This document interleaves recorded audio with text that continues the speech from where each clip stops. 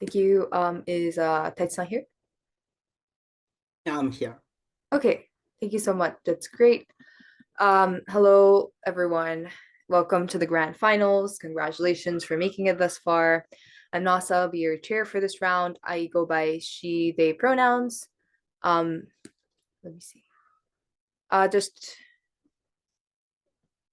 let's have a introduction round of introductions from the panels first. Chris.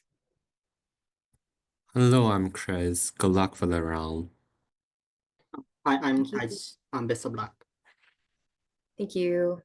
All right, let's also have a round of introductions from the esteemed debaters of the round, opening government.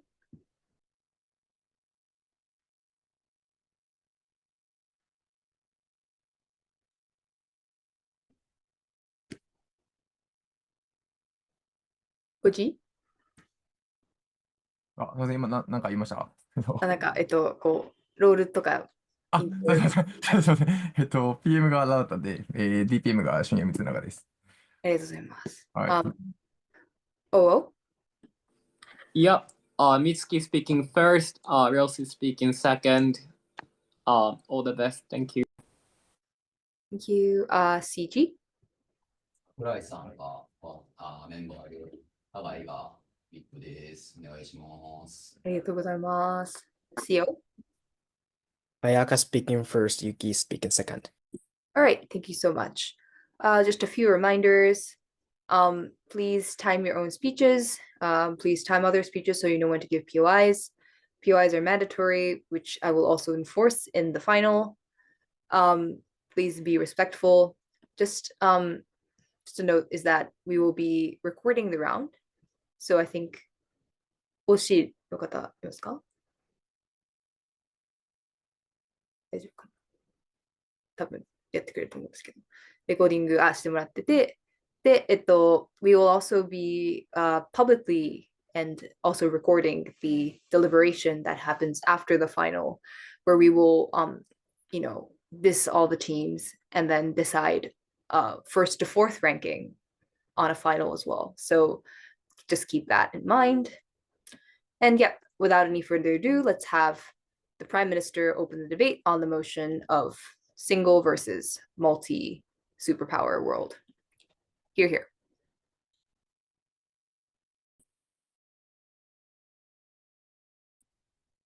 All right.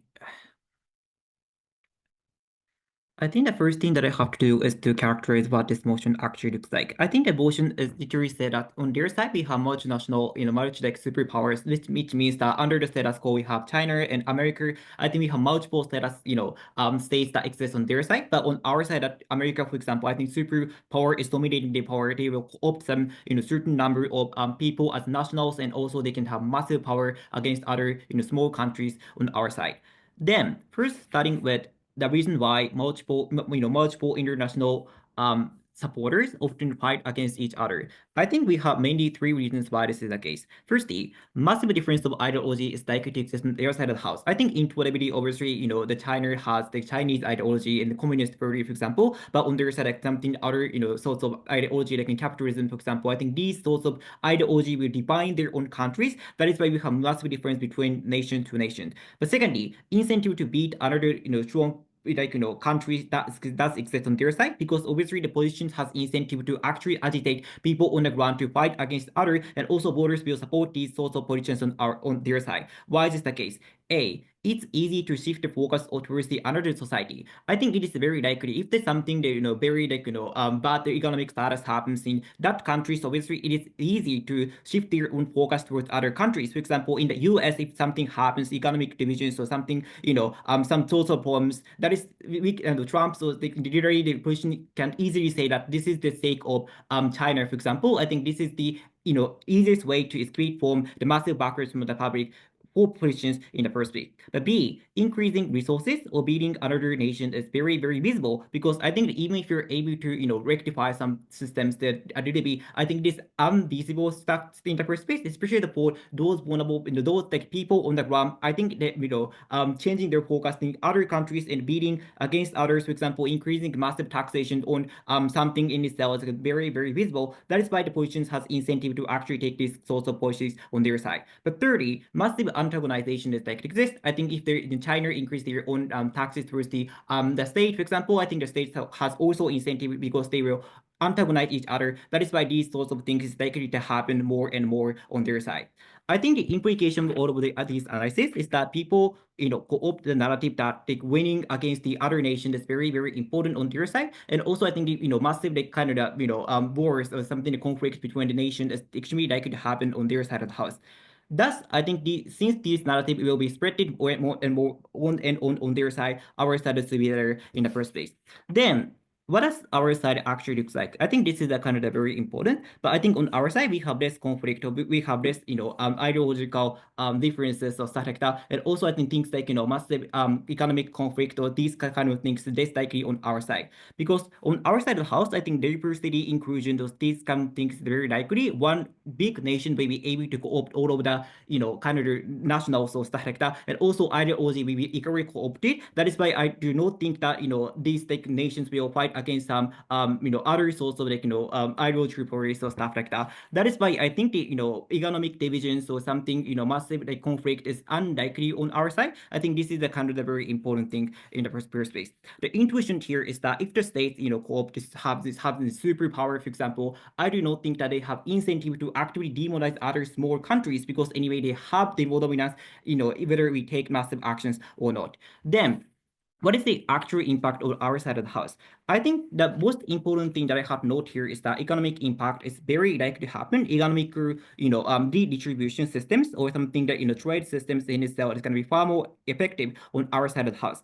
Why is it the case? Firstly, we're able to cut off unnecessary, kind of the resources on our side of the house, right? I think on their side of the house, obviously unnecessary cost is likely to happen because you have to create, some those of militaries, for example, you have to win the massive number of, weapons because you have to, fight against another nation. But on our side, it's, unnecessary to actually, like, buy massive weapons or stuff, and also actively, prepare for the wars or stuff like that. That is why we're able to cut off those kind of unnecessary resources on our side. But secondly, scale of economy, I think since the one nation has very, very big power, I think it's very possible for them to, without taxation, without massive, difficulties, I think it is very possible for them to actually allocate these those resources for the most, the people who are actually requiring this. I think this is a very important thing in the first place. But thirdly, distribution is, or like massive taxation is unlikely. Like I said, that is why I think, more like scale of economy or those kind of things is more likely to happen on our side of the house.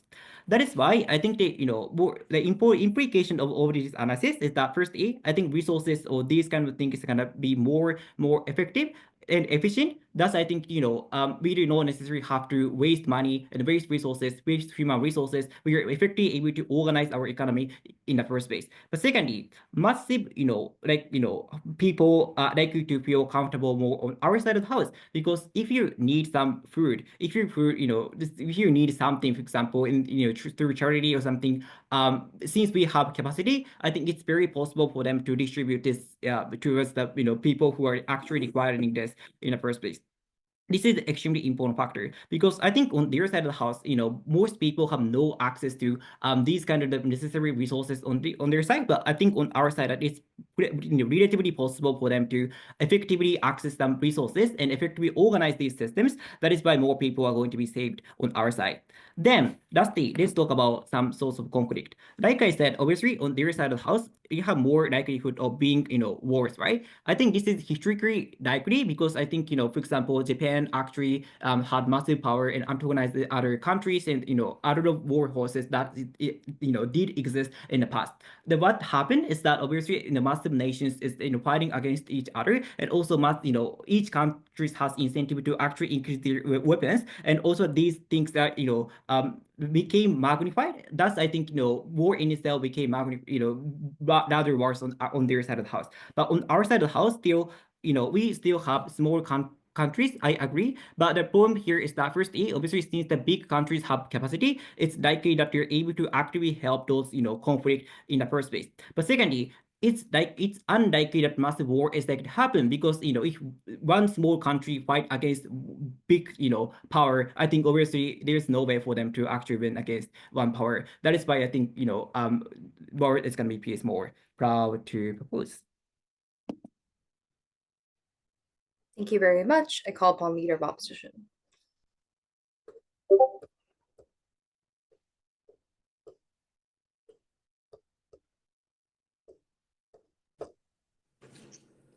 Hi, am I audible?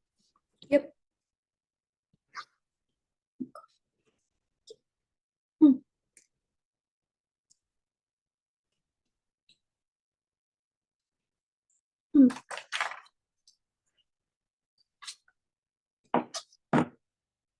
I would like to start my speech in 3, 2, 1.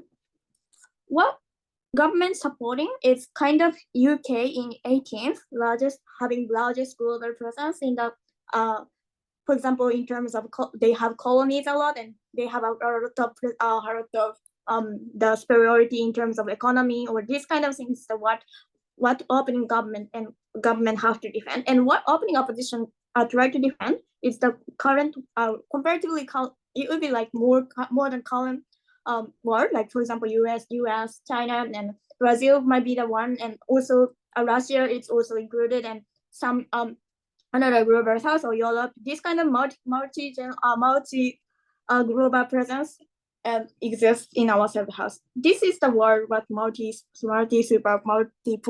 superpower what we are calling. Having said that, move on to why that will be very terrible in terms of the conflicts, and not only in the case of war, but also in the very peaceful way. Still, that will be very terrible. And secondly, I will talk about then counterfactual why our side of the house that will be very better in terms because of the function of the international community or MAD mutual destruction agreement. Yeah, these kind of things happen in our side of the house. Disarmament. Yeah. So having said that, move on to the argument of our side of the house. Why then, in their side of the house, single global superpower holding the grasping whole world is very terrible. Firstly, simply because this will be likely to be unstoppable because no other power to actually deter them to doing that because they are superior in terms of economy or militarily. In that occasion, it's quite difficult for them to actually stop them.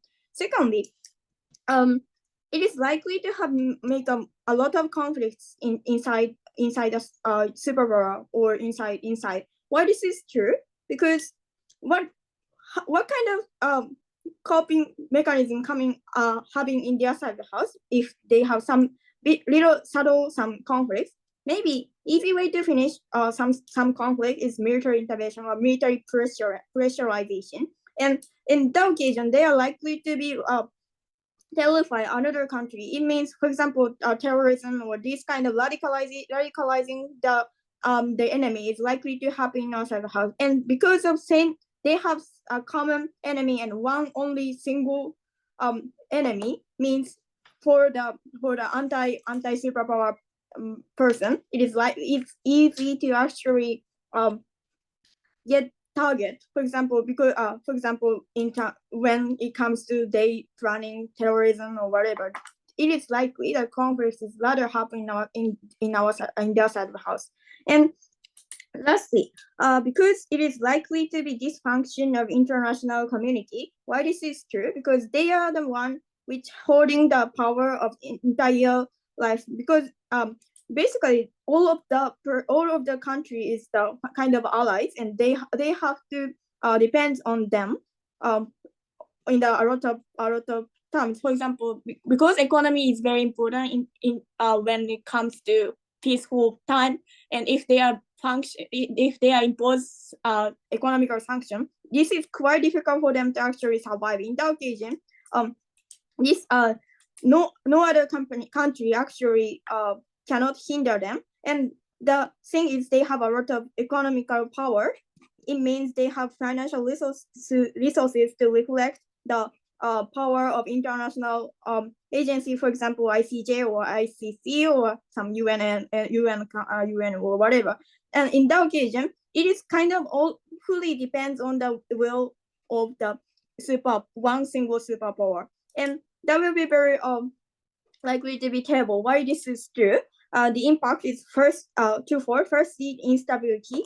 As I already told you, this kind of in this occasion, conflict is likely to be radicalized inside the superpower. It means it is quite difficult for them to actually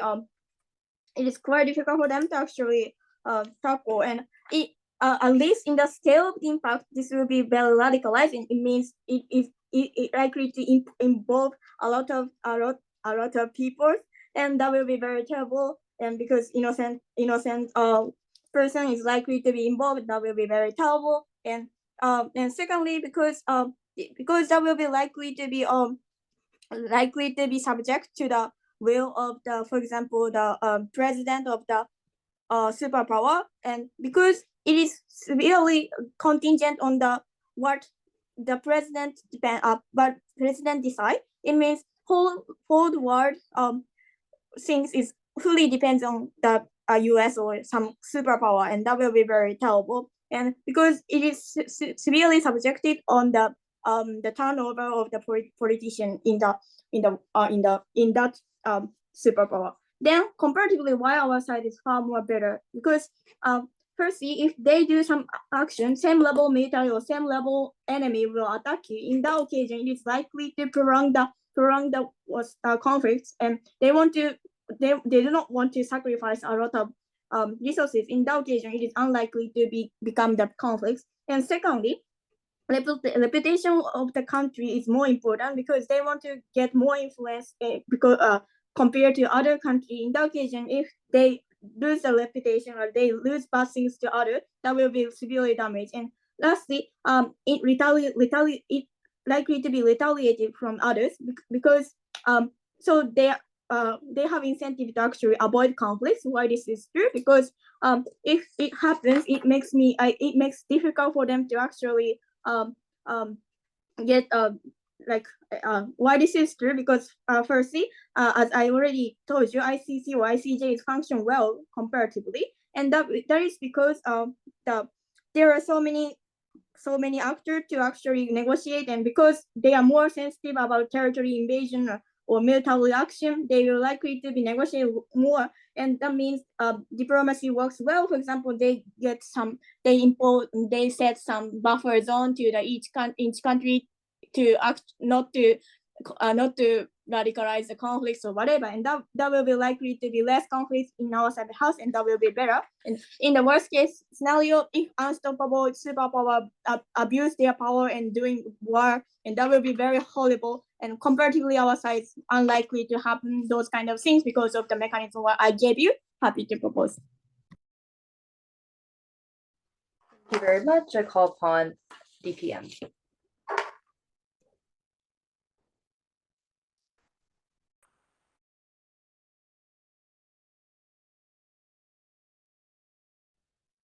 About what? Yep.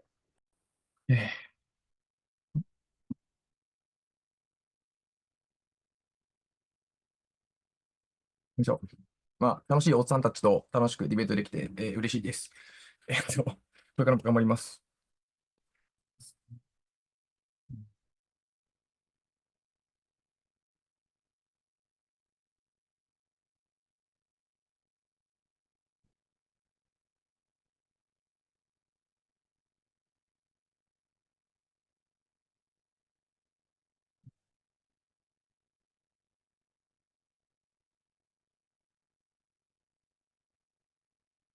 Okay, thank you, everybody. OG's claim is very clear. If there is a capacity for the organizations, they can be more kind to the other individuals. The massive superpower is going to create massive capacity to try to make trickle down to a society which save vulnerable individuals. On the opposition side, the best case even if there are good incentive for people, because of some rivalry incentive or some inefficiency of like economy, will make it difficult to be kind to the vulnerable individuals. With that world, it's going to be toxic to the vulnerable individual like minority. Therefore, OG take this debate. Two arguments. Firstly, how on our paradigm capacity will be exponentially increased, that will be kind to everybody. Secondly, conversely, their side is bad. Before that, I have a refutation to opposition. Firstly, LO talked about like anti-global superpower exists, then there will be conflict inside of such kind of things. I have 3 reasons why this is less likely. Firstly, because on our paradigm, like premise of like anti-movement is less likely. The anti-movement likely to happen because of the dissatisfaction to the government, like dissatisfaction of like some economic profit or some the existence of discrimination or such kind of things. But I will explain later. Those kind of things is less likely because of the trickle-down system I will explain, and more massive large-scale economy. In that kind of situation, that premise are less likely to happen in the first place. Secondly, even if some incentive that I want to be anti of this very superpower, probability of winning is extremely small. Therefore, people give up, right? Because people are too strong. For example, in the OG, there is a NASA-san. I will give up from CG to make effort. Just like this, there will be stronger power and people will give up. Just like this, too much strong deterrence exists. In other kind of occasions, even if you try to have incentive that people cannot have and they cannot get companions, right? Because people will give up. In that kind of situation, that such like terrorists or like internal conflict is very less likely to happen. Thirdly, effective education is more likely on our paradigm. This means more shared language, shared common sense, understanding about morality, or some shared region exists on our paradigm. I will explain later. In that kind of occasion, there are less reasons to make conflict in the first place. For those reasons, anti-movement is less likely to happen. Even if it happens, we can quickly, rapidly suppress those kind of things. Therefore, we can minimize the harm. Conversely, on their paradigm, that will be horrible.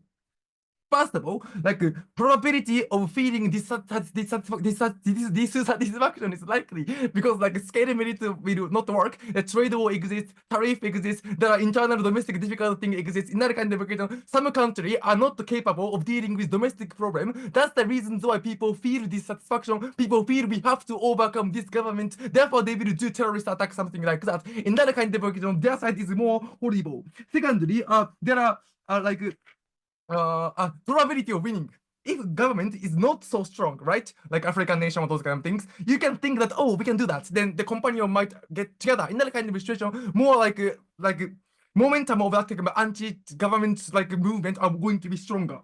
Thirdly, on their side, different educations in each country exists, right? In that kind of they cannot share common languages, understanding, therefore conflict are likely. Therefore, if you talk about anti things, our side is better.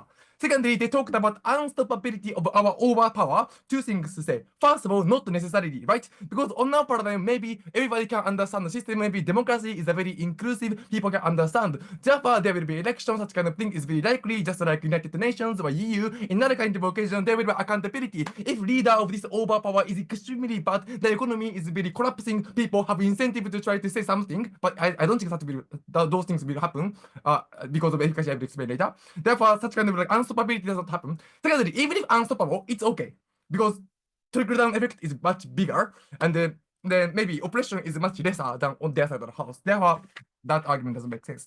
Then let's move on to my argument about on our paradigm.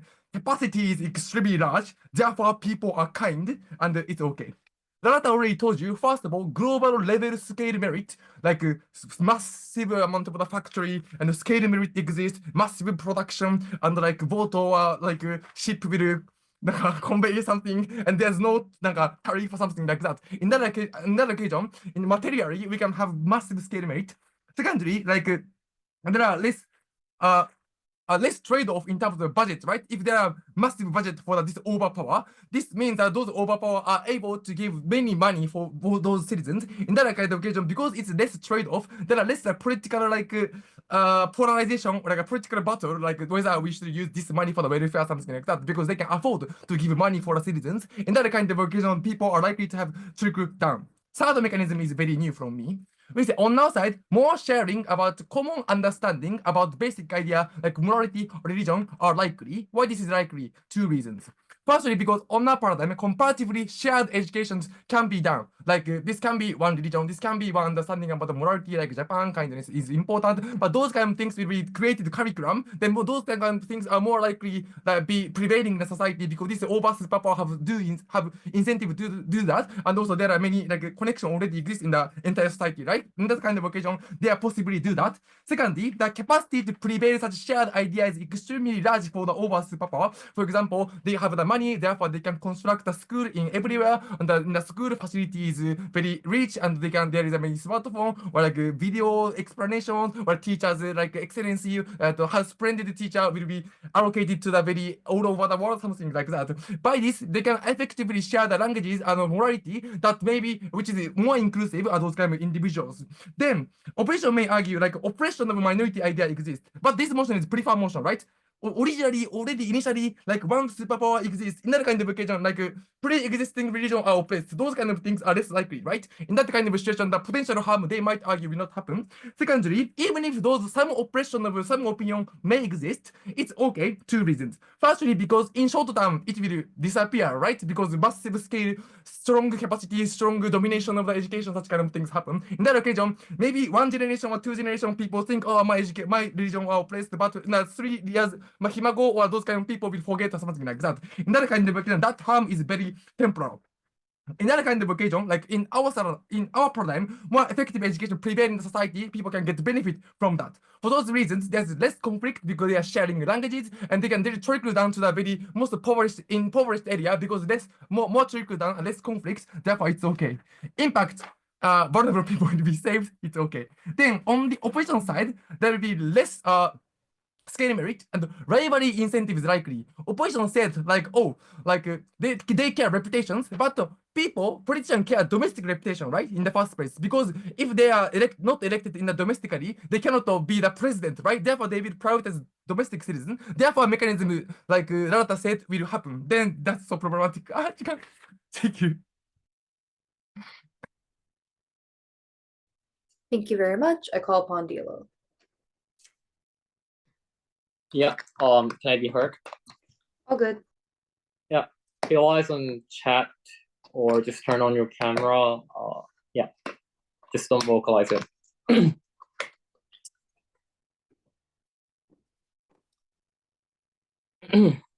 OG cannot assume superpower is democratic. There is a high chance of China, Russia could be a singular superpower. That's my intro. The two things in my speech.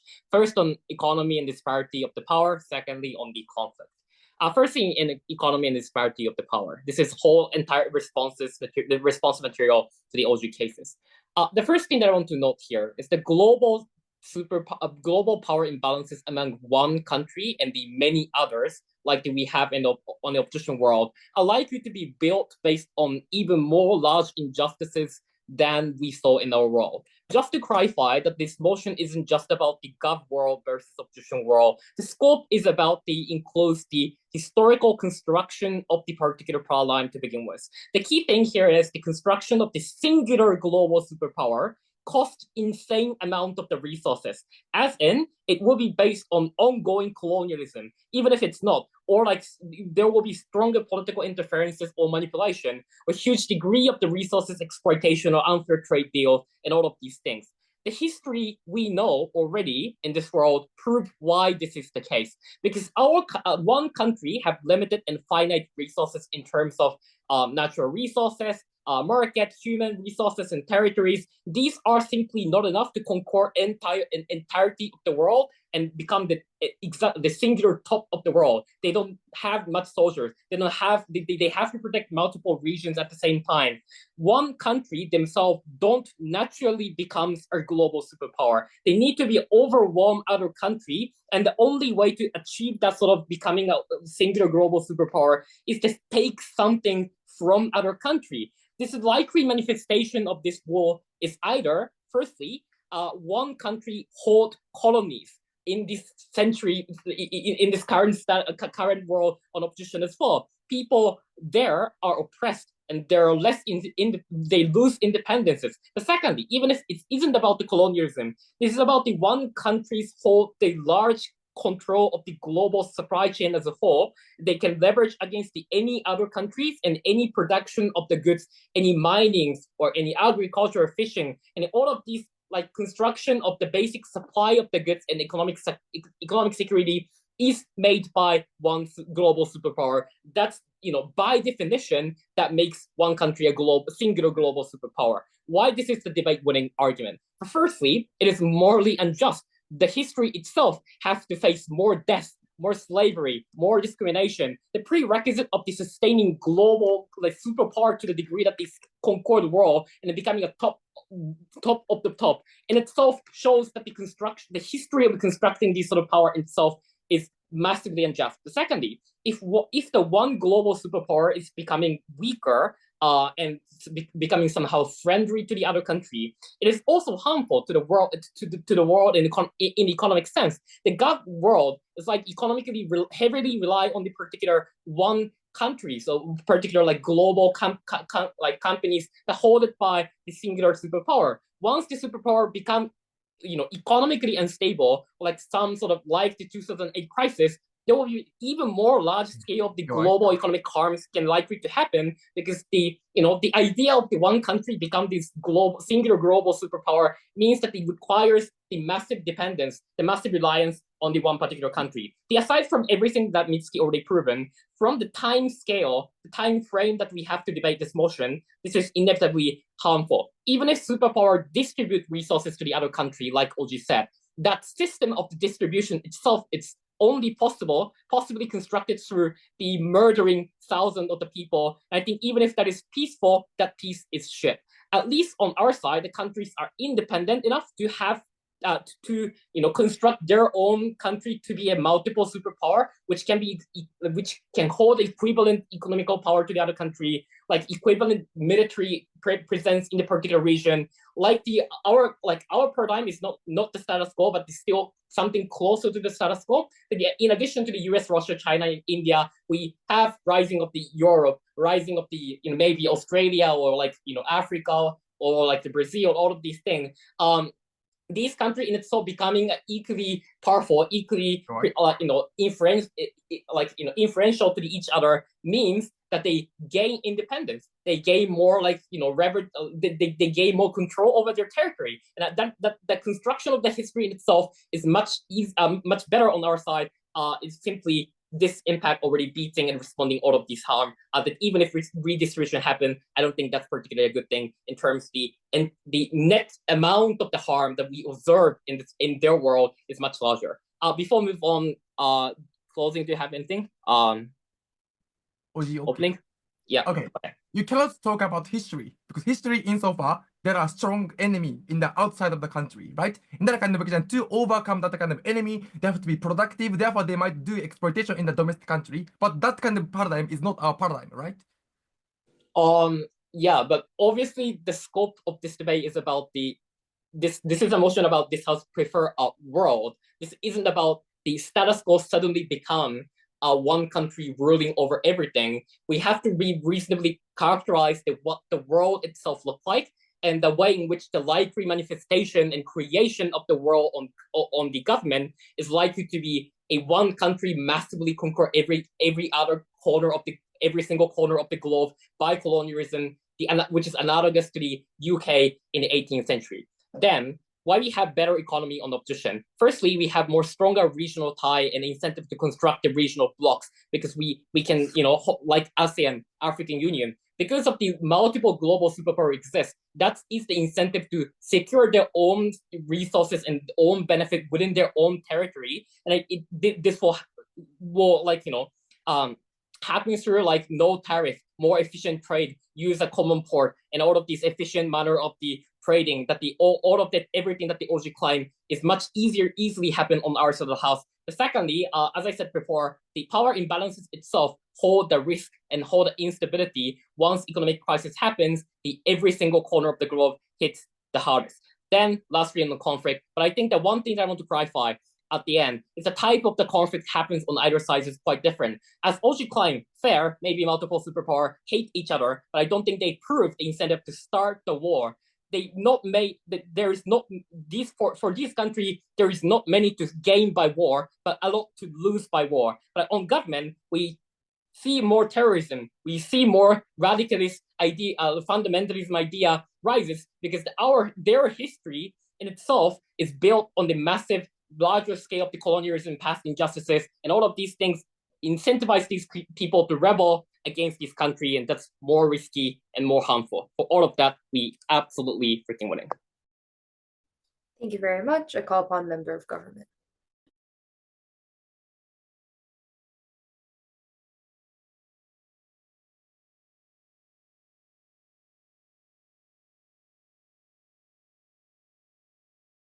Very much. I call upon member Bob.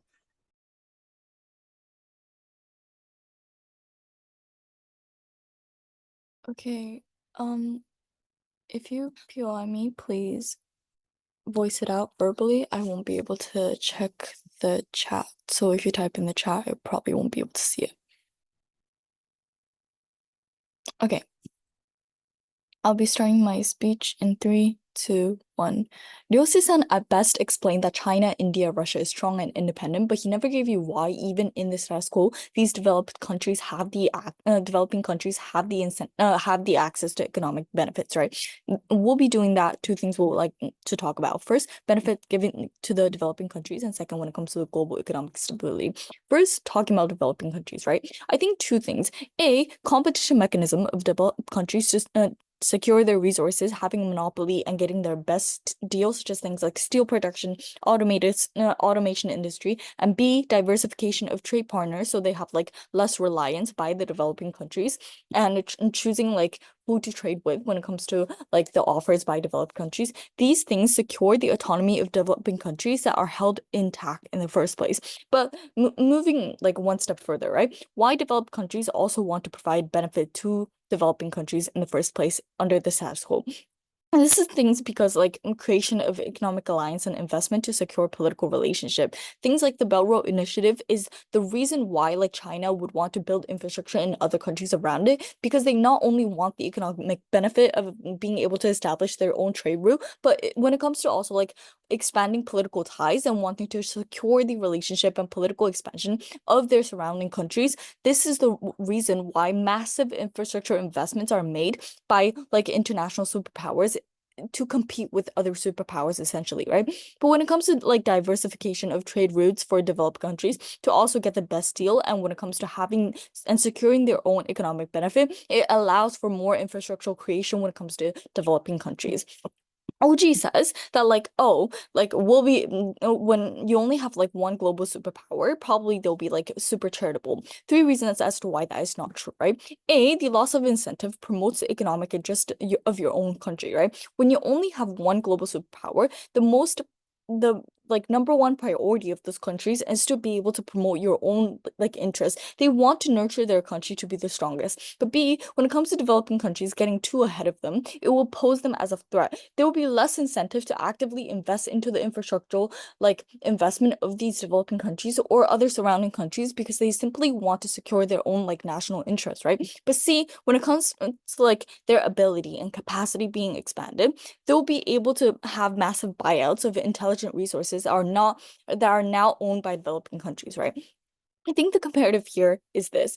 The reason why developing countries hold their resources under the status quo is because they're advised to keep their own resources still reserved in order to negotiate with other developed countries and other superpowers in order to get the best deal. But when it comes to like their own like political token being established, the reason why these resources are still intact within those developing countries is to be able to have their own political token, to be able to associate and create ties with other with other international superpowers that are existent, and they have like multiple to choose from, right? But when they only have one global superpower, these developing countries will more likely give out their resources. They're more likely going to settle for mediocre trade deals, but there will be also less practical on-the-ground benefit passed down, such as like infrastructure benefits that are built, such as like the Belt Road Initiative that I talk about, right? Let's be generous though. Even if you're able to secure some developing countries' benefits and be able to invest in them, and say that like humanitarian demands by MNCs like do actually happen in comparison to the status quo, right? There'll definitely be less trickle down because ultimately when it comes to like one superpower and the kind of like countries that they choose to invest in and build infrastructural resources in, like you only have to somewhat extent of like a limit when it comes to the countries that they choose. But also when it comes to like other countries who hold no natural resources are certainly going to be of no use to the global superpower if they only have one, because they have already established their political superiority. Like they don't necessarily need to be able to like contact to as much like developing countries as in comparison to when you have like multiple international superpowers when it comes to like their regional like specialties, when it comes to like who they want to establish political ties to, you'll definitely get less when it comes to side government. So they never prove trickle down. That puts OG out of the debate. I also think the key extension that CO establishes is two things, and this is very important within this debate. Firstly, the unique resources that developing countries host in the status quo serve as exclusive token to their political power. So this will get taken away by the establishment of one global superpower. But secondly, when it comes to the incentive analysis as to why currently the developing countries uniquely get the infrastructural investment, this is only something that we tell you as opposed to, why are developing countries important than talking about war, right? I think that war in itself just has like very low feasibility. But by extension of incentive analysis of developed countries and superpowers to want to expand their political powers, that is also how we claim the political impact that opening wants to talk about.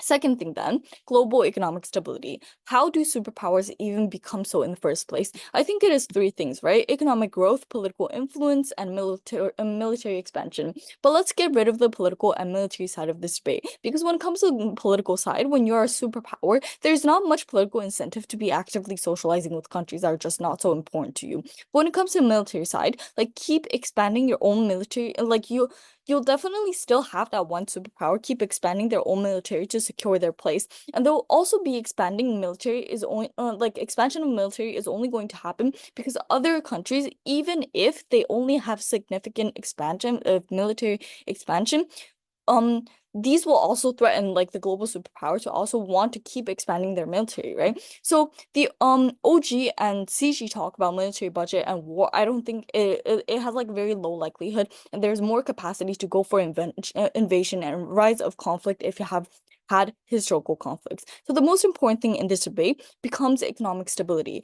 Countries have the incentive to inflate their own currencies if they become the one global superpower. So you get unique large monopoly of the economy, and that promotes instability. What happens as a result then, right? Tariffs are going to be imposed. Like there'll be harder trade deals because they have larger consumer market. They impose a lot of money, but they also get massive buyout power of trade deals, like things like food resources, crops. You get cut off. You get to cut off other countries' supply if you like, because you get the capacity to do so, right? But when it comes to like prioritization of self-production, people like the one global superpower will be developing their own production and supply chain, and because of that, like less technological development also happens as a result, and these are bad. Proud to oppose. Thank you very much. I call upon GovWhip.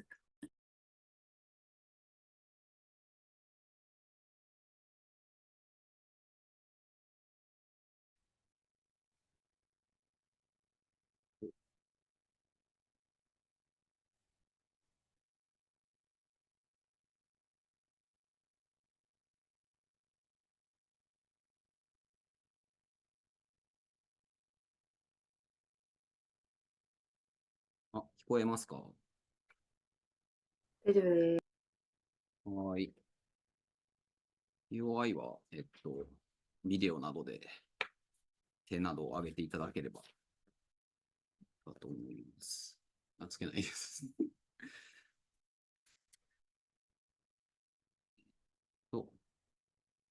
I'll start my speech in 3, 2, 1. As a classical manner of BP style debating, let's start with praising opening garment, because the current trend is respecting the opening team in the same side. But we, as a classical debaters, let's say that OZ did a good job talking about after the superpower expanded, scale merit is particularly beneficial. So that contribution coming from the closing is clear because the superpower can and effectively and successfully and relatively peacefully expand. We think this kind of process, in short, the opening comment mentioned about the consequence is good, and the closing comment mentioned about process is also good. We think this process is particularly beneficial because the opposition's main claim is the expansionism is problematic because, like for example, radicalized enemy, radicalized exploit resources. We think the proper expansion coming from outside the house and closing comment case is successfully and not so exploitive, and rather everybody can be happy. We think this is particularly beneficial exclusive point from outside the house. So one thing in summary, why expansionism is particularly beneficial and how the superpower can successfully make the economic and military umbrella all over the world. We think this is particularly exclusive point coming from outside the house. Let's deal with the opening opposition's case. We think they mentioned that radicalization of enemy happening, like for example, guerrilla war happening. We think this is that they think this is problematic. We think that rather the prolonging conflict is highly likely in their paradigm because in the multiple global power, there is a geopolitical territory which importance buffer zone exists for the other powers. That's why even if the guerrilla or the other military enemy exists, in this occasion, the counter power try to provide weapons in order to prolong the war, in order to not make this one area as the one power's territory. That's why I think this kind of prolonging war is particularly significant and rather problematic. But on the other hand, exclusively inside the house, even if radicalization of the guerrilla happening due to the psychological level of the other areas, even in this situation, at least the physical level or the level of weapon is different because simply there is no counter superpower to provide a weapon. We think in this occasion, even if radicalization is happening, this is comparatively easier to dominate these areas and make the peace of these areas. We think this is rather better inside the house. That's why this kind of even that they label that colonialism. We think this is fine to expansionism in the ideological level. Secondly, they mentioned that historically the exploitation is happening inside the colony. We think firstly that we always learn from the history. We think that we already have the 100 years or 200 years after the colonialism, and we know that one-sided exploitation is bad and justice is important. We think this situation is superpowers government do not have so much incentive to one-sidedly exploit it. And more than that, development is often done by private sectors, which is supervised by the market or the investors. In this particular occasion, this is highly unlikely to exploit one way in the first places. And more than that, we say that more importantly, that if they talk about 19th century, which means that even there is no telephone, just that even the more internet, just they have to report the situation of the colonies on the letters, which requires 10 to 20 days. This kind of report of the report rate and this kind of contents of the abusive situation is highlighted by the governor of this kind of colony in the first places. We think in this particular occasion, the exploitation is highly likely happening exclusively in the 19th century. We think this is completely different in the current situation. There is an internet, there is an SNS, which reports the exploitative situation, and criticism is often happening in our paradigm. We think this is clear difference between the 19th century and 21st century superpowers. That's why we think this is clearly different. So let's talk about closing government case, but before that, I take POI. I get the incentive of country prolonging the war, but where is the mechanism of proving countries breaking the war at the first place? I don't really understand what mentioned that. Our proof is clear that comparatively, we think this kind of the power imbalance between the areas and the superpower exists. We think the power balance situation makes the war longer, makes the conflict longer. We think this is simply the problematic. This is simply proof coming from outside the house. So let's talk about our case, why this counter power is particularly important. Power expansion is particularly important. We think simply that the economic umbrella or military umbrella of this kind of superpower country is effective because we think one of the things is explained by the opening comment because this is a particularly good job to explain the scale merit. And more than that, we think that, as I mentioned, that the counter power, the because the most important, the friction, the obstacle of the expansion is the counterpower, because they are currently existence of the geopolitically important area or geopolitically buffered area between the superpower and other superpower exists. That's why we think that this kind of counterpower is the one of the most biggest obstacle to expand this kind of umbrella of one superpower country. But on the other hand, in outside the house, exclusively that we can expand their territory in the economic level, in the military level. We think that if the guerrilla or the other enemy existence exists, we think immediately the opposed by the defeat them by using the super technology of the super military cooperation. And if this is simply the economic situation, we think that our technology of the single superpower country can make the economically make the expand as an economic umbrella of these kind of superpower countries. We think this kind of incentive, particularly in context of economic incentive of the superpower corporation, we think this is naturally and safely and kindly make that this kind of economic expansion is happening, because we think that in order for the superpowers countries citizens to happily live and comfortably live, this kind of the capitalistic incentive to make their desire achieved, we think that this kind of naturally they try to educate this kind of individual, or they try to make the infrastructure in order to make the more factory or the more desirable situation of the this kind of country of the other economically expanded countries. We think that's why that this is particularly beneficial and successful cases. That's why we win this debate. Thank you very much. I call upon option with.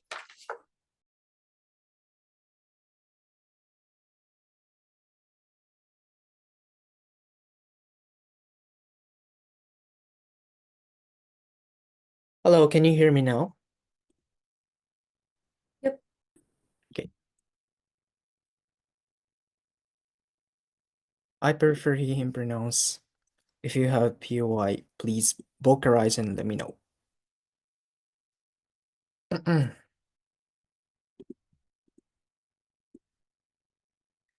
And thank you my friends and debaters. I'm very having fun in this tournament.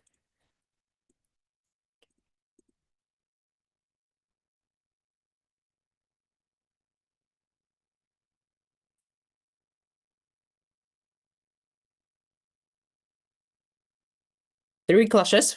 First of all, understanding morality ideology, which opening government cares. Second, economic development, particularly on third world people living in a day-to-day basis. Finally, about conflict. Let's first we'll kick out crash of understanding morality or ideology, what DPM described. DPM solvency was shared common education is going to be implemented. That is why religious conflict or like kind of a race or whatever conflict is going to be gone. Note that their like solvency they describe is literally a assimilation policy that China is now likely trying to like put or conduct upon the Mongol, for example. I think that this process of assimilation is very, very harmful because these people living in a and nowadays are going to at the time is now they're going to lose a way to appreciate their culture. They're prohibited from what they really believe. I think this is very painful process that they're describing. Secondly, closing government also claim that since definition of nationality will going to expand on Gulf, the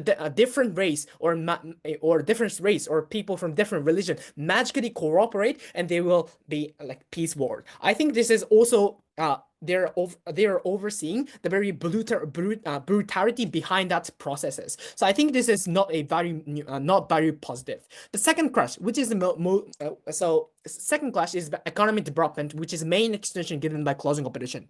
We flipped the entire government benches that accessing the scale of economy or removing some unnecessary product process or resource or whatever. We flip. Why? Because why we mechanize you? Why multiple economic blocks benefit developing countries to access their preferential condition? So all is extremely lazy in their mechanization. As I pointed out by Ayaka, opening competition at best explain two things. One, China, India, Russia is strong and independent. They create and secure own territory. Second, they claim that power imbalances mechanism. They try to nail this. I think this is something symmetric from the perspective of small countries, because they anyway face the power asymmetry at the level of explanation given by opening competition. How closing competition prove and how we respond to open an entire government bench. Number one, race to top competition, economic aid and investment for developing countries is accessible. With multiple superpowers, developing countries can seek and secure the best possible terms for aid or their investment. China's BRI has been pushed US or EU to expand their investment upon the third world. The having multiple trade partners prevents over-reliance on single economic power and allow more flexible economic strategy. And for example, African nations, for instance, balance the trade with the US, EU, and China to secure better agreements and economic stability. Also, developing countries can choose from different economic blocks in technology and infrastructure or ensuring solutions. They can pick and choose the best parents who feed you. This is exclusive mechanism, solvency for developing walls in opposition. Why this is exclusive? Multiple superpowers allow developing nation to negotiate better trade deals or funding by leveraging the marketing competition of the superpowers and geopolitical influence between economic blocks. This is totally absent when there is a monopoly or a dominance of one superpower. GAVA is worse because in absence of these incentives, superpowers have only primary incentive to care about yourself and exploit third world. This is massive because this flip open government as well, because scale of economy they destroy now become monopoly rather than cooperation or expansion. Before moving on, I'd like to take POI from the opening. Thanks so much. In the process, we understand some oppression exists, but we effectively crack down or do things quickly from OG. But on your side, each country try to dominate idea in the inside the country, like China. This will be done more inefficient with more domestic enemy and international enemy, which is more harmful. So I'd like to nail about conflict or conflict issue later on. Thank you for your POI. So second, on responding to government whip, within competition among private companies from different economic powers lead to better working condition and wages and better wages as well. Competition between Western and Asian firms has improved the labor market and wages on our side, and private investment also.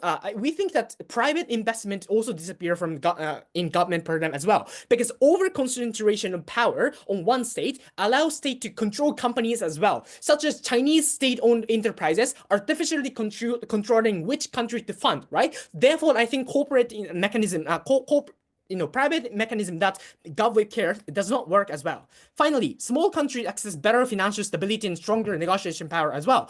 OP has multiple financial system which necessarily reduce the dependence on one singular dominance of dollar, making developing countries' economy less vulnerable to the monetary policy of dominant superpower, so they can better project and switch industrial policy as they want.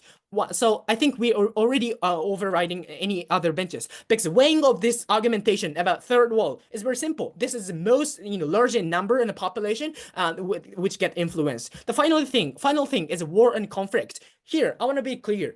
Note that why I'm gonna posit and respond why single superpower world is more prone to war and more people dying. First, number one, response. I think the GAM has increased military intervention and unilateral wars. Why? When a single power has a disproportionately strong military power, it can easily justify their intervention under the justification of we are maintaining the social order of this world. Without a rival power to deter them, the superpower faces little diplomatic resilience to not to conduct military actions. OP is better because multiple major powers balance each other, preventing any single countries from actually behave very unchecked manner. Opening government claim that small country will not go against because small countries scared of fight back, which opening competition decided to ignore. But my response is proving that exact reason of the outbreak of war is not a small country, but the very but I think the dominance of dominance and selfish incentive of superpower encourage create anger, create how to say create anger, create the rise of colluded arms to resist or insurgencies or terrorism around the small wars, right? So this also negate the mechanism of closing government as well, because their mechanism was that like more budget for investment are going to be allocated instead of using money for security or national border, whatever. Because insofar as we prove that superpower are likely to face more conflict because of the selfish act, I think this mechanism is also negated. For that reason, closing opposition. Thank you very much. Thank you everyone for the great debate. Cross floor, shake hands. So we'll be doing the deliberation here. So stick around if you want to watch that. Yeah. Thank you. Thanks so much.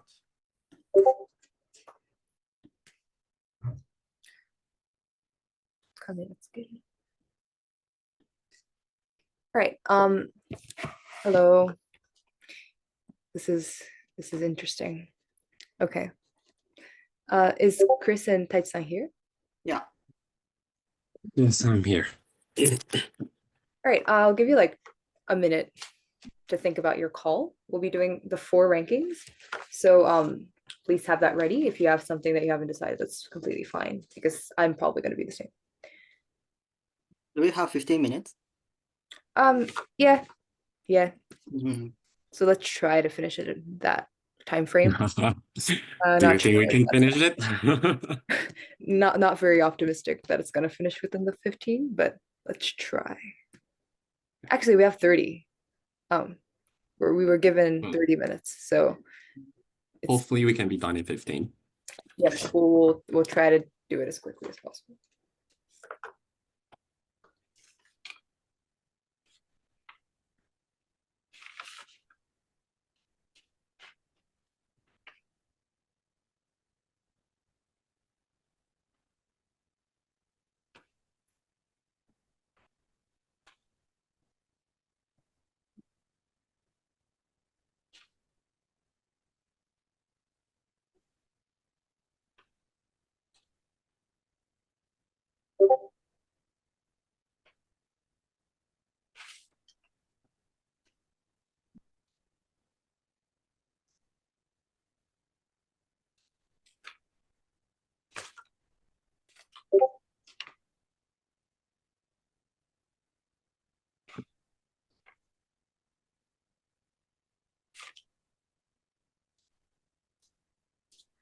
Okay, I'll first ask for your calls and let's go through delib and we'll finalize them. Maybe Okay. Chris, you can go first. Yeah, so I do want to discuss. For me, I'm leaning to upbench. For first go to OO, second CO, third CG. Third OG and fourth CG. Right. Thank you, Taichi-san. So COOOGCG. COOOGCG. Yeah, I also have COOOGCG. For me, the second and third are also pretty close. And also CG, there's some stuff that I want to discuss that I'm like, how do I evaluate this? How much is this new? So I guess we kind of have to do everything. So I guess we kind of agree on OOOG, but I guess we'll quickly do that because I do think it's close. Maybe, Chris, would you like to explain why you have OO above OG? Yeah, so I think for me, was just largely I couldn't really see like for example when they are talking about how like the economic distribution is going to happen in terms of like how this is like resources allocations is going to be more effective.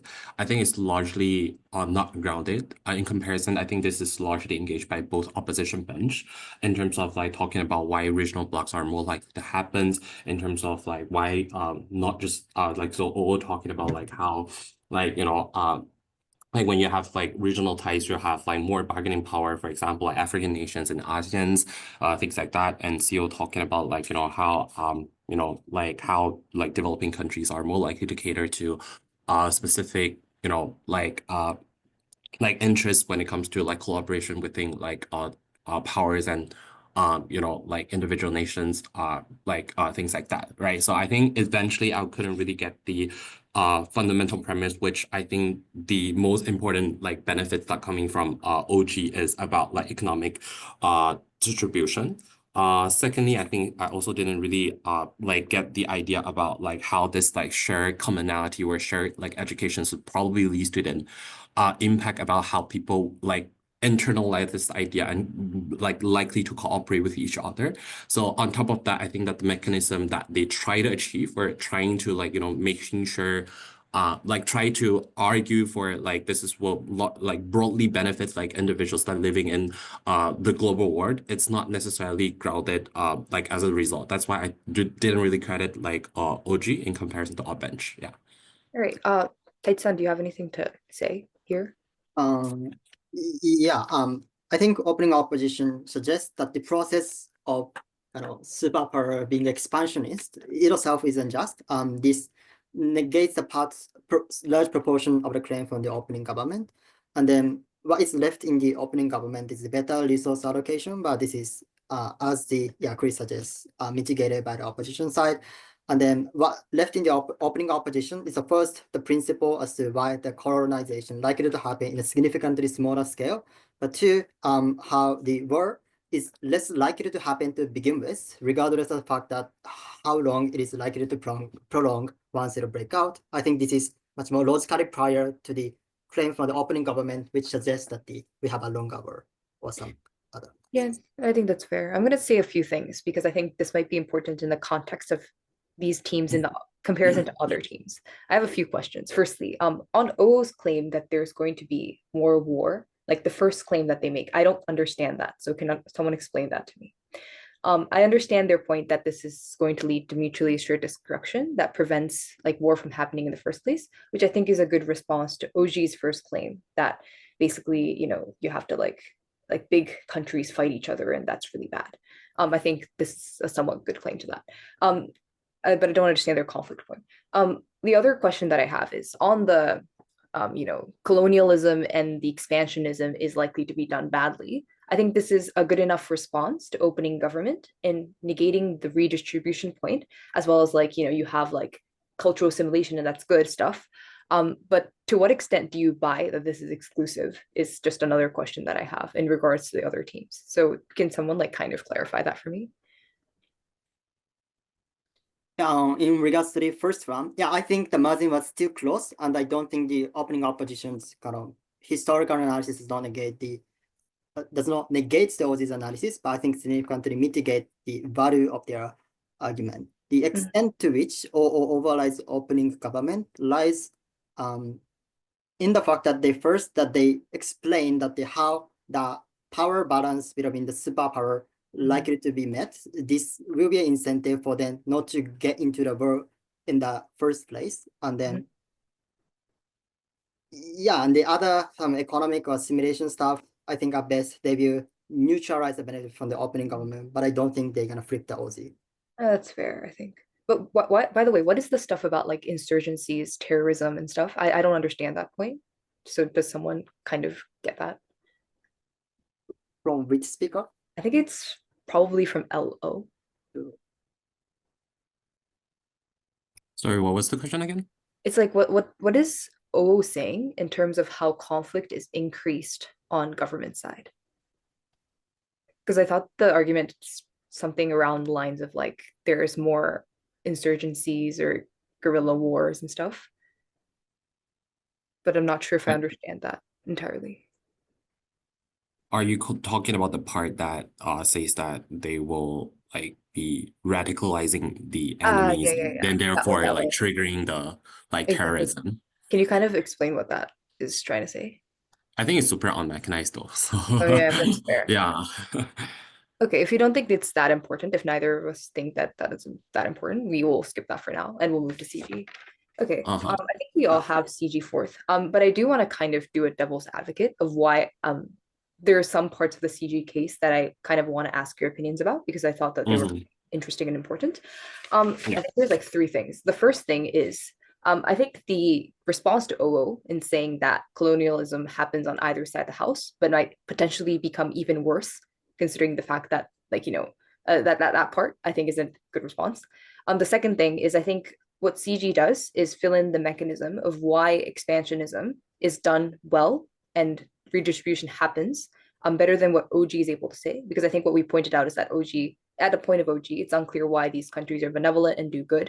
I think what CG adds is to say that basically just that, businesses want to tap into these markets and therefore they have the incentive to do things like investment and education.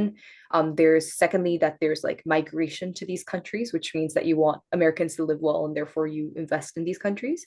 And also thirdly, there's that you want to stop things like revolutions and stuff. And therefore, you do this in a good way as opposed to a bad way, which is, I think, the mechanism that they add, which is something that I want to ask. I don't think it's too strong, but that's the other point. And the last one is their idea about proxy wars, which you have multiple superpowers investing in like both sides of like a regional conflict. This prolongs these wars and makes them worse, is I think a proxy war argument that is, I think, had potential. So I kind of want to ask your opinions around these ideas. Yeah, so for me, I think although there is some further level of analysis about like how distributions would really look like, but I don't think that they prove to the extent that for me to like buy into the idea about like how this the redistribution happen, or in type of context, like how this like redistribution or cooperations or collaborations will be made within the countries. Therefore, I think that a lack of analysis on like how these redistributions are like being able to be cooperative, I wasn't being able to fully buy that idea. Like on top of that, I think if that like particular argument is like very similar to what OG is trying to claim, I also want to know why that is a unique mechanism that can be add on. I think I want to hear more about like how they can differentiate this like particular mechanism in comparison to their like opening. Recognizing that I don't necessarily hear a lot of analysis on that. I don't necessarily buy that like particular idea as like a very meaningful extensions to a full extent. Next about the proxy war, I just think it's under mechanized. That's why I didn't really fully credit on that. Yeah, that's my thought. Tetsun, do you have anything here?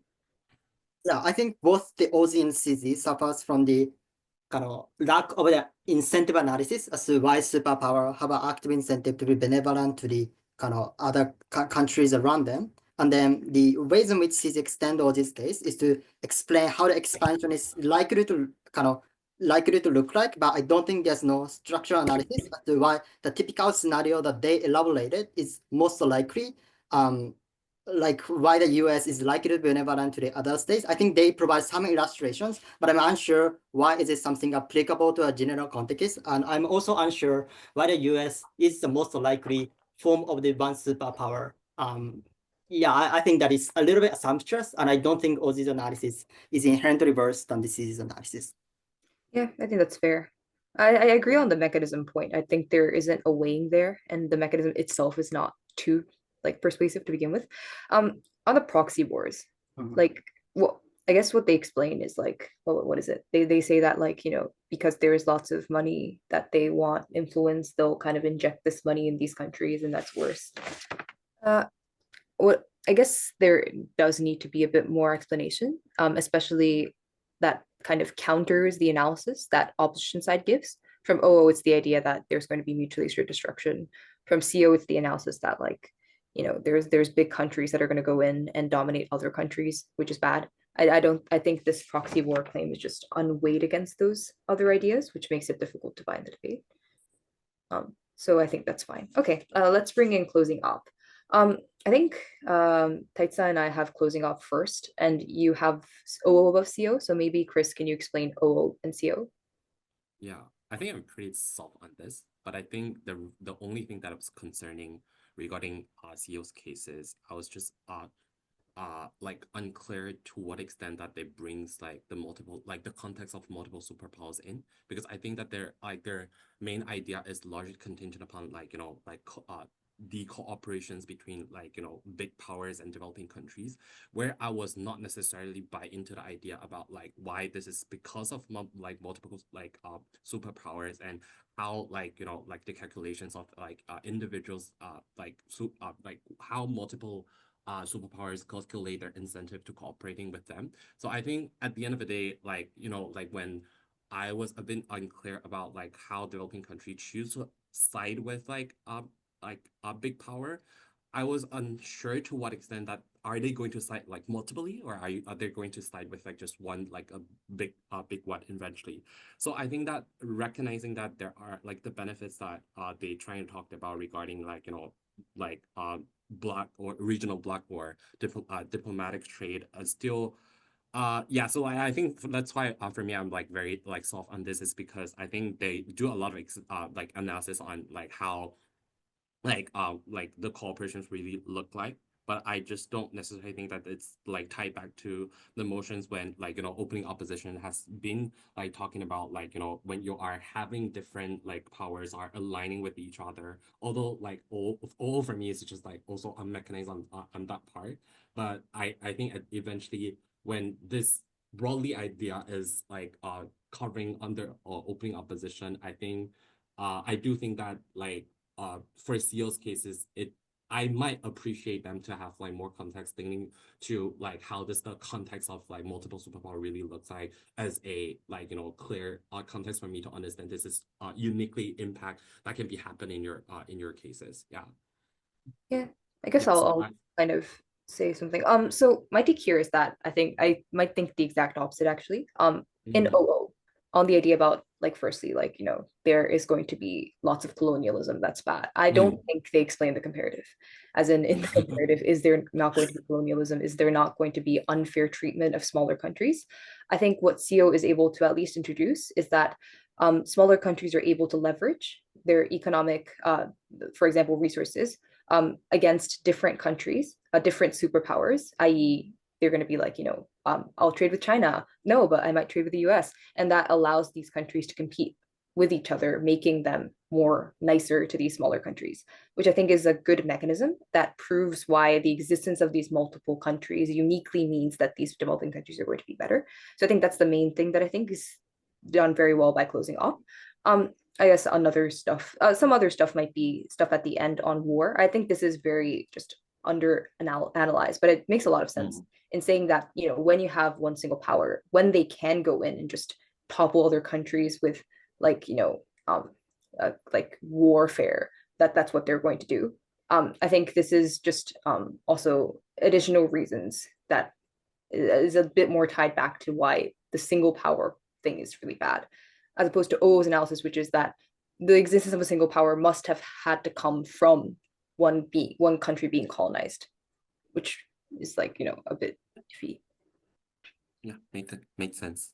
Yeah, because I'm super soft on this, so I'm like more than happy to flip. Yeah. Okay.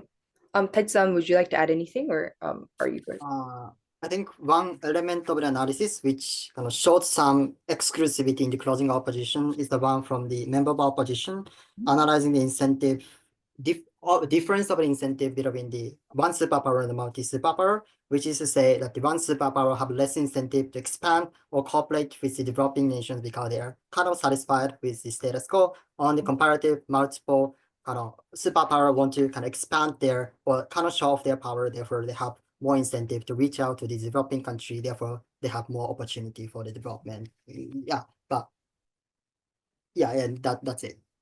Okay, I think that's very fair. All right. So I think our rankings are pretty clear. COO, OGCG. If there isn't anything else that we would like to discuss, we're deciding a finals best speaker. So maybe we can take a vote on that. I have op whip. Same. Okay, I think that's fair. So best speaker is op whip.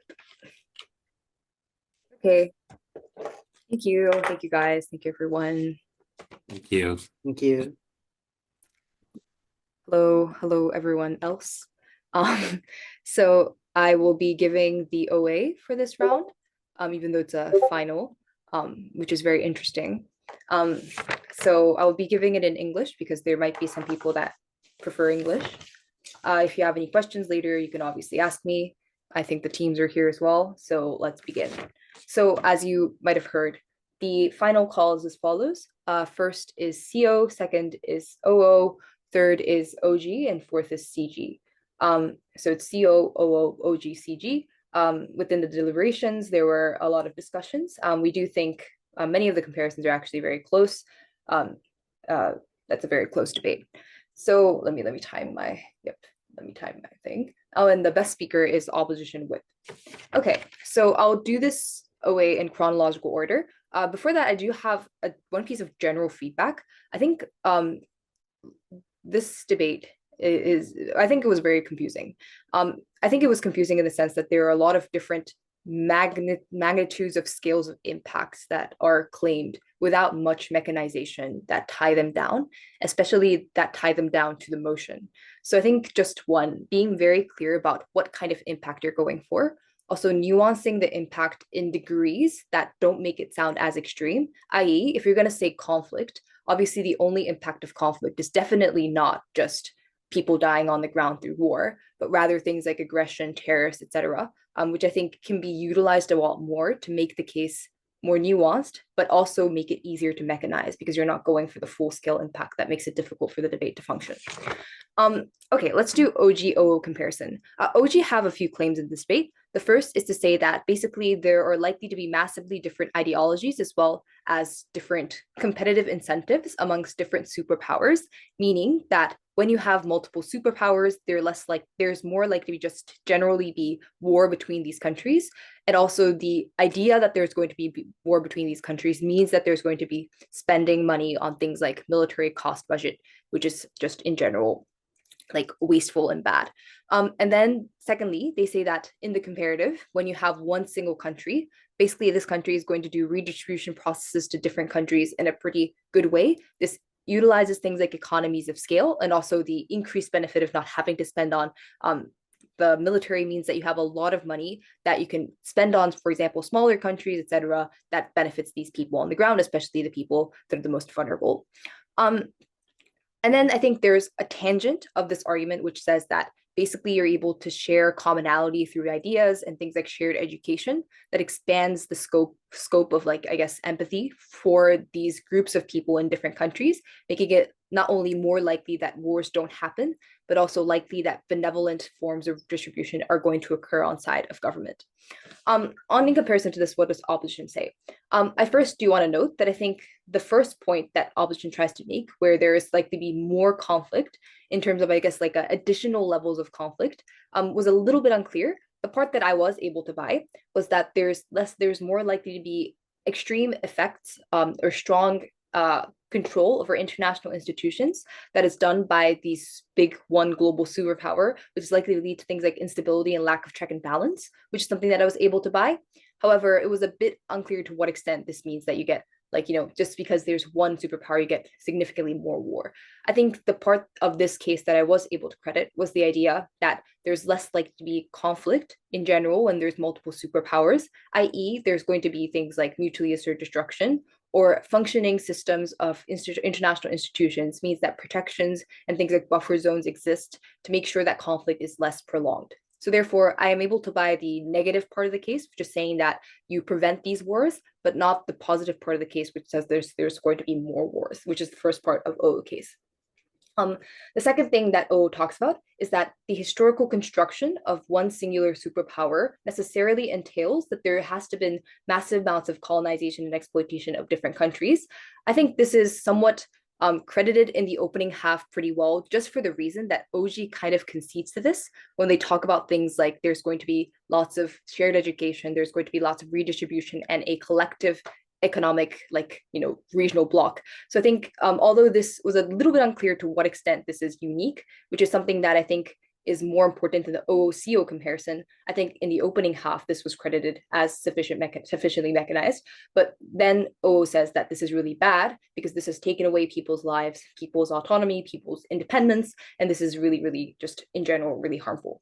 And then they also talk about how, like, in general, this is like, when you have one economic superpower and depend on them, it's likely to be also bad because, you know, this means that, like, you're putting all your eggs in one basket. It's likely to be more risky. And in terms of things like global crises, people suffer more.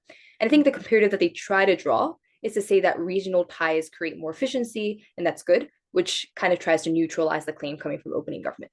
When I weigh this, the main way in which I see this is that I think OG's first claim on things like conflict is neutralized pretty well by O's claim on things like mass mutually assured destruction, which I think is something that OG is not able to, counter. And therefore, at the point of this debate, I think OG is not able to sufficiently explain why there's going to be significant levels of war between these countries when there is an acknowledgement from these countries that this is going to be extremely costly. So therefore, this claim is neutralized.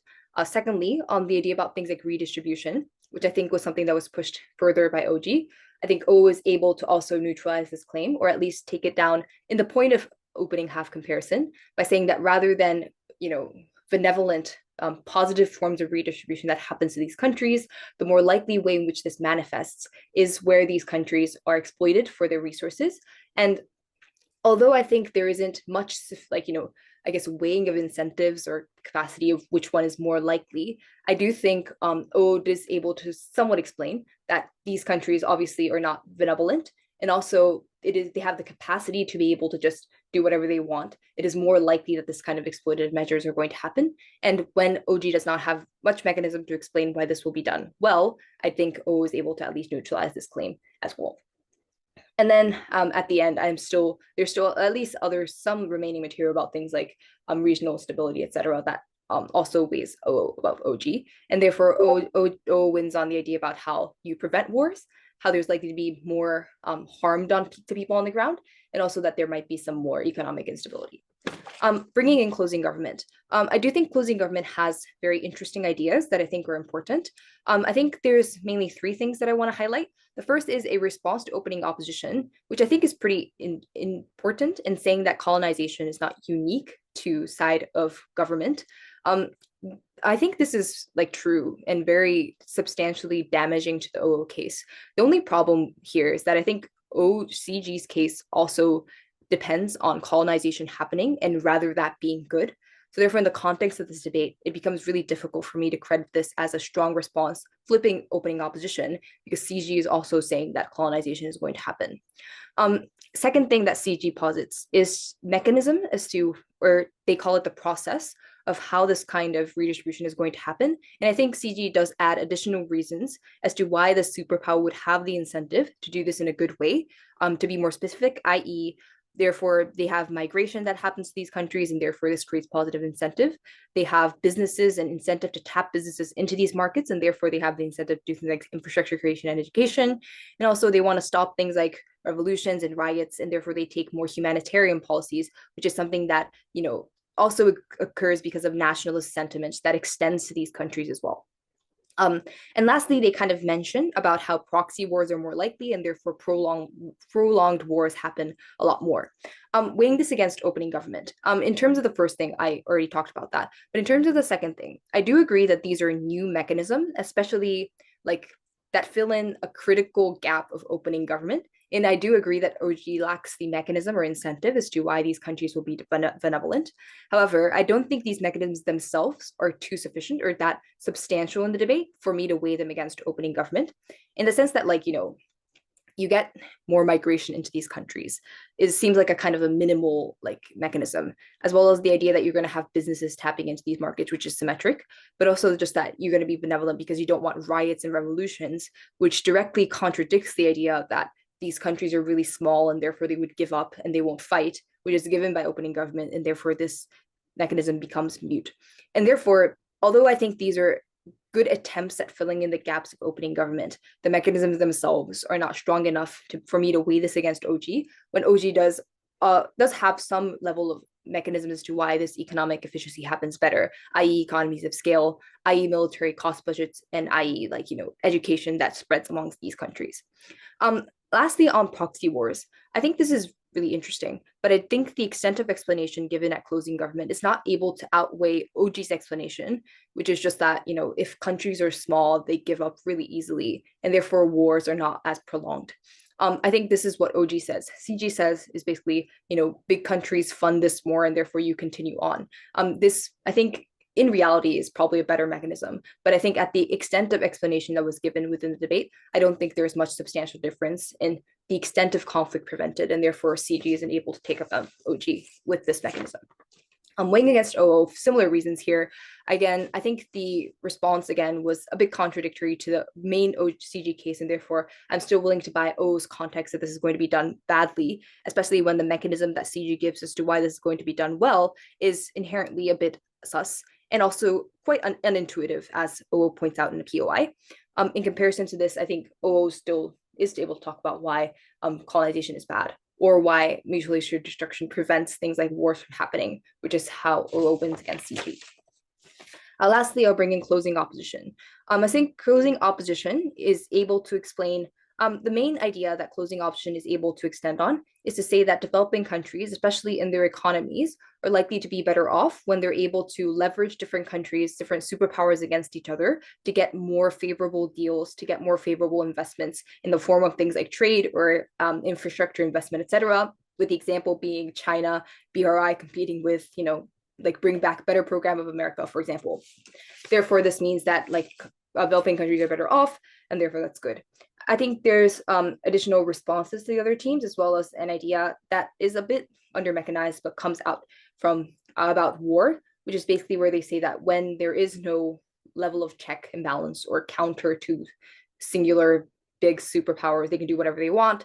They go in and form unilateral wars or military inventions, which harm people on the ground as well. Firstly, I guess I'll weigh against OO because I think this was something that was contentious in the deliberation at first. I think the main reason why CO take it above OO is that I think CO's mechanism and impact of how this benefits developing countries is a lot more clearer as to how the existence of multiple superpowers uniquely allowed these countries to be able to get better economic leverage. Again, as I mentioned before, at the point of OO, the point about basically you have historical context and a construction of a single superpower means that you have to have had colonization is a bit iffy, as government side points out, because even if it was multiple superpowers, colonization could have existed to the same extent, and it is not too mechanized as to why this was unique to that side to begin with.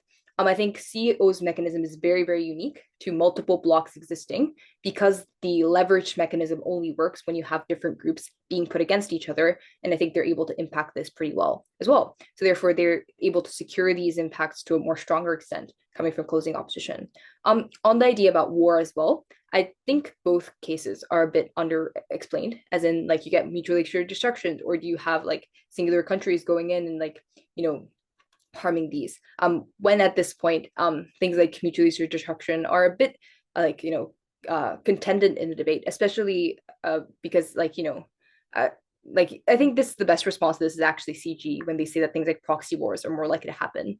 But either way, I think the idea here from OO as where you get more wars is a bit unclear to how much that increases. I think the more concrete mechanism that I'm willing to buy in the debate becomes the CO stuff about how uniquely these countries have the incentive to expand to these smaller areas and help them, which is, I think, standing stronger, and therefore CO takes it above OO. CO against GovBench. In comparison to OG, I think the same reasons apply here. OG is a bit unclear why redistribution happens well. CO uniquely explains why redistribution happens well because there's multiple powers included, and this incentivizes these countries to be well. I think this is necessary to prove why distribution happens, which is something that OG is lacking. On the idea that you get big countries fighting each other, and that's bad. I think this is something that also at the point of an assertion level, CO is also able to contend because you don't have these big countries fighting each other. Rather, a single power going against a smaller one is more likely. I know that the OG inherent response here is just that you give up really easily, so that's not bad. I don't really agree when there's probably likely to be harms that are positive to the people on the ground anyway. And I think the common education stuff is also excluded, responded to externally as well. A CG-CO kind of same thing. CG's case is not able to push for enough why redistribution happens well. CO's case explained this much better, and I think that's the main reason why it takes there. I think the response that I think there's just also a lack of response from CG as to why things like this competition mechanism between different countries functioning well for developing countries is not going to happen, and therefore CO takes it above CG as well. Okay. Lots of stuff said. That's my end of the OA.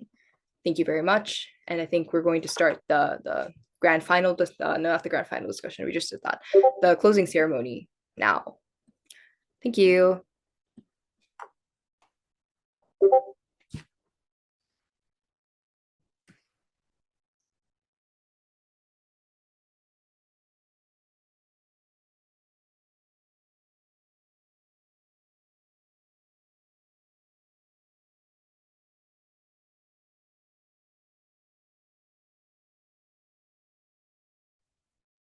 Hello. CC が始められるという連絡をいただいたので、始まります。少々お待ちください。